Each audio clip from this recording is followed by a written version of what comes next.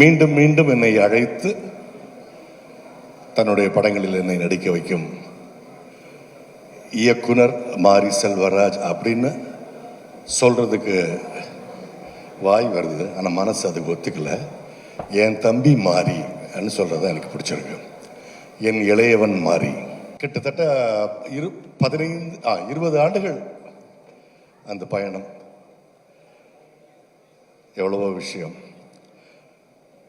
3 படத்திலும் மாரி எனக்கு கொடுத்த அந்த ஒரு கேரக்டர் பார்த்தீங்கன்னாக்கா, அதோட ஸ்க்ரீன் ஸ்பேஸோ ஸ்க்ரீன் டைம் ரொம்ப கம்மியாக தான் இருக்கும். ஆனால் அந்த கேரக்டர் எல்லாமே ஒரே குணாதிசயம் கொண்டது. என்ன குணாதிசயம் அப்படின்னா, நிஜ வாழ்க்கையில் எனக்கும் மாரிக்குமான உறவை, நட்பை, அன்பை பிரதிபலிக்கும் ஒரு விஷயத்தை ரெஃப்ளெக்ட் பண்ணுறது தான் அந்த கேரக்டர்.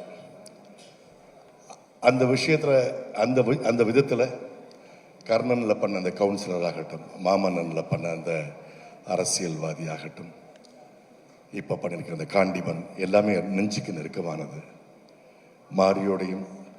மாரியோடைய படங்களிலும் எப்பவும் இருக்கணும் நானும் விரும்புகிறேன். அப்புறம் துருவ்,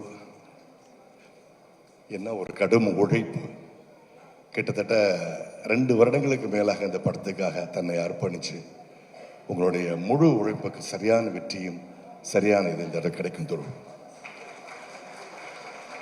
அனுபமா, ரஜிஷா, அப்புறம் லால் சார், அமீர், பசுபதி எல்லாருமே ரொம்ப இந்த படத்திற்காக ரொம்ப அழகாக அவங்களுடைய பங்கு அளிச்சிருக்காங்க. அவங்களுக்கு என்னுடைய வணக்கங்களும் அன்புகளும்.